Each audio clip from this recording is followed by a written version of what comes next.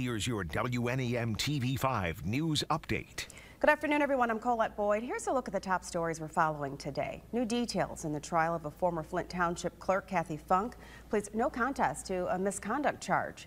Now, she appeared in court today for charges in relation to the August 2020 primary while she was running for re-election. That's when she made the plea in front of a Genesee County Circuit Court judge. Funk pleaded no contest to misconduct in office, which is a 5-year felony. In exchange for her plea, prosecutors dismissed the ballot tampering charge. Her sentencing is set for March 20th. There's no gloating. I'm going to stay focused on fixing problems, and I'm going to work with anyone who wants to do that. Governor Whitmer is set to deliver her State of the State address tonight. It will be her 5th such address as governor, but the first to a legislature run by Democrats. She plans to lay out her proposals for lowering costs, making Michigan more competitive, expanding opportunities throughout the state, and protecting people's fundamental rights. Her speech will be broadcast live across the state. You can watch it on our sister station, TV5 Coverage begins at 7 p.m. Well, the approaching snow system is good news for Zender Snowfest in Frankenmuth. The event needed to get creative to ensure it would have snow for opening day. The unusually warm weather so far prompted organizers to cancel the world-class snow block competition. And to make up for that loss, they've added more ice carvings, events, and also activities. Zender Snowfest runs through Sunday. Stay with TV5. We will be covering all the winter fun all week.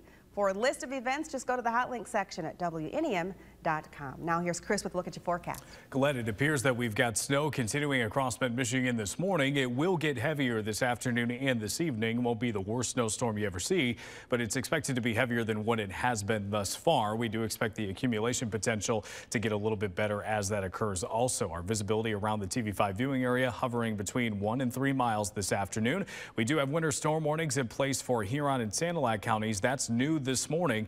We do expect that some of these areas will have a chance to go a little bit higher with some of the snowfall totals thanks to lake effect that occurs a little bit later tonight. It is not going to be the entire county. It is mainly for the eastern half, and even in those areas we're expecting these totals to be a little bit more hit or miss. Tuscola County also added to the advisory this morning, and so have some of our counties north of the Saginaw Bay. Still expecting generally 2 to 5 inches in those areas. Tuscola gets added to the 3 to 6. Your first alert pinpoint Doppler radar shows that we've got snow ongoing at this hour.